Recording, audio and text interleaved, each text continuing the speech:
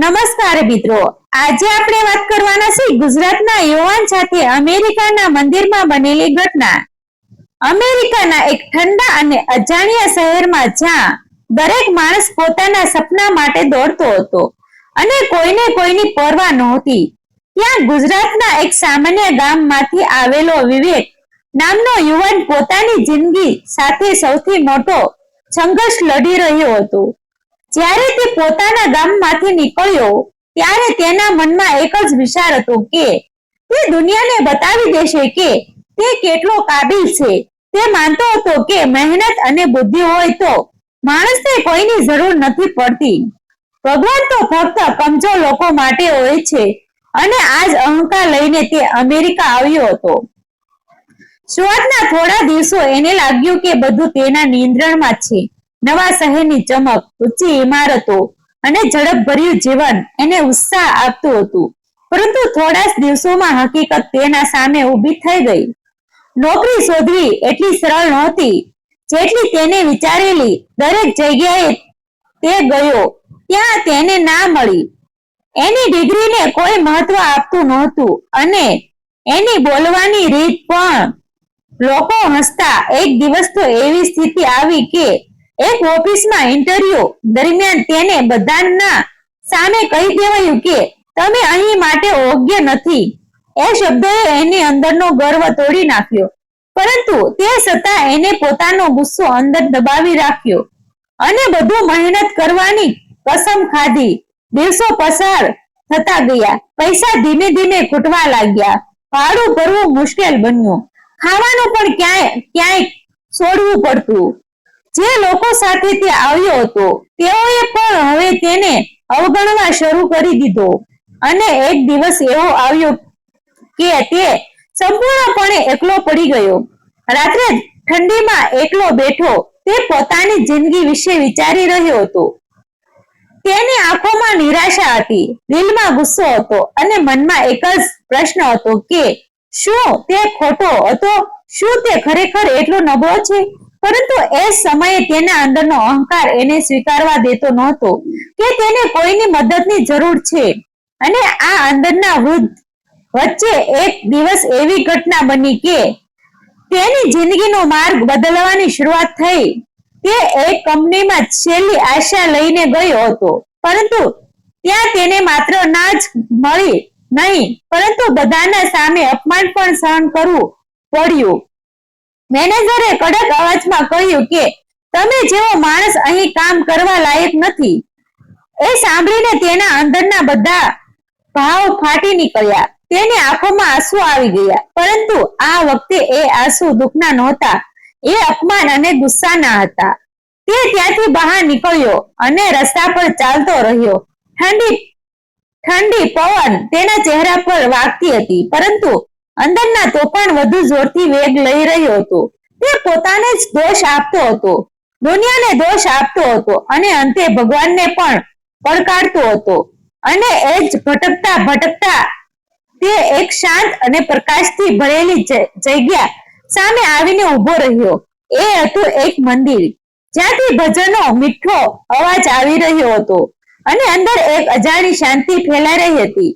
તેના પગ થોડા ક્ષણ માટે અટકી ગયા, પરંતુ તરત જ તેના અહંકાર એ તેને પાછું વાળવાનો પ્રયત્ન કર્યો.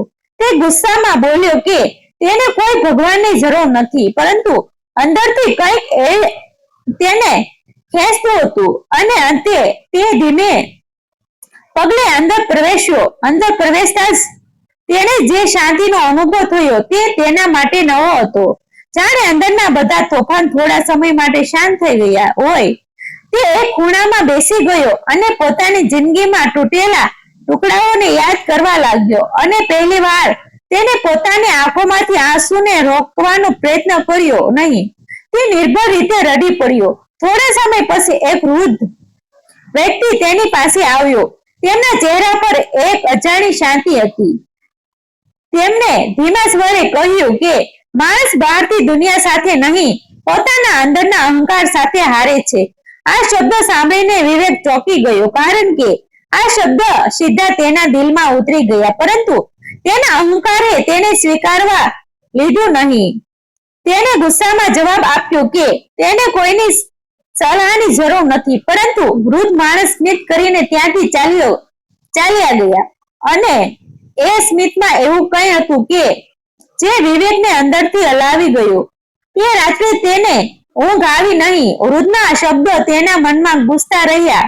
અને બીજા દિવસે જ્યારે તે ફરી નોકરી શોધવા નીકળ્યો ત્યારે એક અજાણ્યો માણસ તેની પાસે આવ્યો અને તેને એક સરનામું આપીને કહ્યું કે ત્યાં જઈને પ્રયત્ન કર.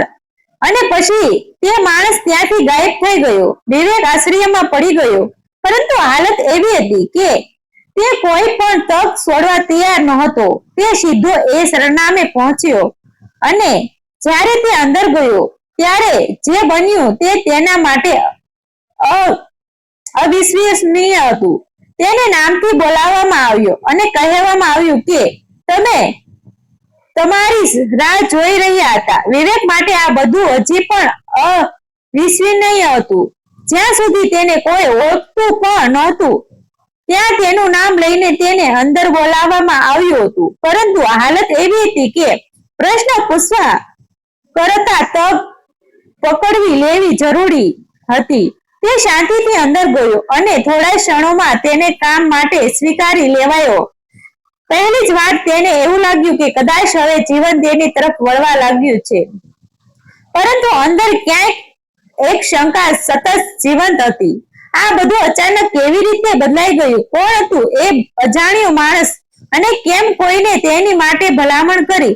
છતાં તે આ વિચારોને દબાવીને પોતાના કામમાં તલ્લીન થઈ ગયો, કારણ કે હવે તેની પાસે ગુમાવવું કંઈ બાકી નહોતું. દિવસો પસાર થતા ગયા. વિવેકની મહેનત અને નિષ્ઠા ધીમે ધીમે બધાના ધ્યાનમાં આવવા લાગી. જે લોકો પહેલા તેને તિરસ્કાર કરતા હતા હવે તે જ લોકો તેની પ્રશંસા કરવા લાગ્યા. ઓફિસમાં તેની ઓળખ એક ઈમાનદાર અને મહેનતુ કર્મચારી તરીકે થવા લાગી. પરંતુ આ બદલાવ વચ્ચે તેની અંદર એક શાંતિપણું પણ આવવા લાગ્યું જે પહેલા ક્યાંય નહોતું. હવે તે પહેલા જેટલો અહંકારી રહ્યો નહોતો, પરંતુ હજુ પણ તેને પોતાના મનમાં એ વાત સ્વીકારી નહોતી કે આ બદલાવ પાછળ કોઈ અજાણી શક્તિ હોઈ શકે. પરંતુ જીવન હંમેશા સીધી રેખામાં નથી ચાલતું.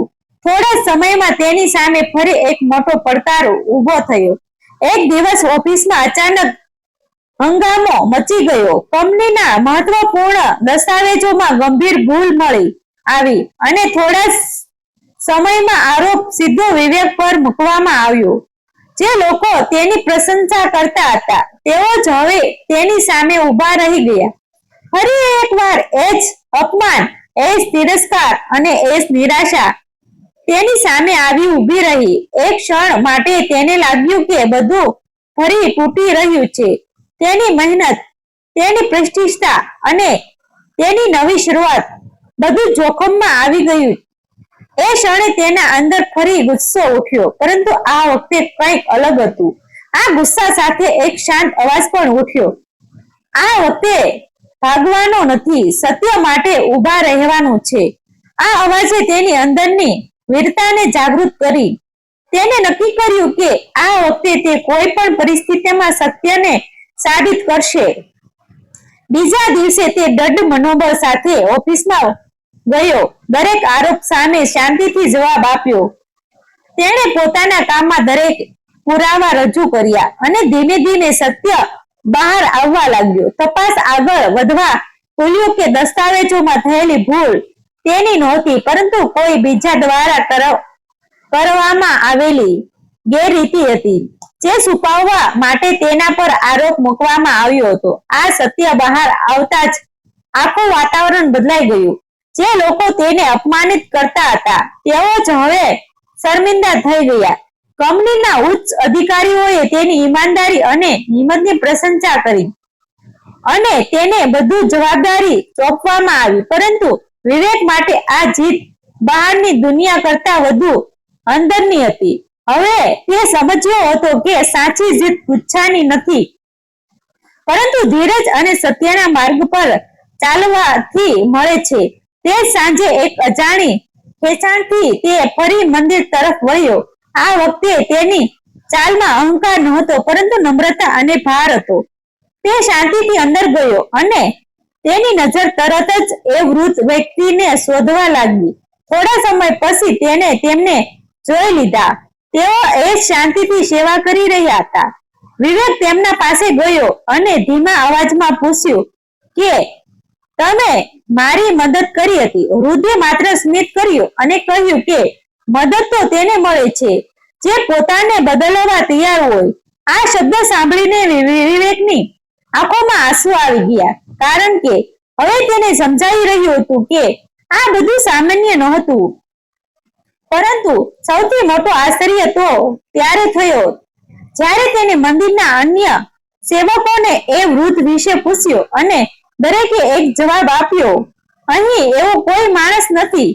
આ સાંભળીને વિવેકના શરીરમાં કંપારી ફરી ગઈ, કારણ કે જેણે તેને પોતાની આંખોથી જોયા હતા, વાત કરી હતી, તે કોઈને દેખાયા જ નહોતા. એ ક્ષણે તેને એક જ વાત સમજાય, જ્યારે માણસનો અહંકાર તૂટે છે અને તે સત્યના માર્ગ પર ચાલે છે, ત્યારે અજાણી શક્તિનો તેની મદદ કરવા પાછળ આવે છે. તે દિવસ પછી વિવેકની જિંદગીની માત્ર સફળતા સુધી મર્યાદિત રહી નહોતી, પરંતુ તેને એક નવો અર્થ મળ્યો ગયો હતો.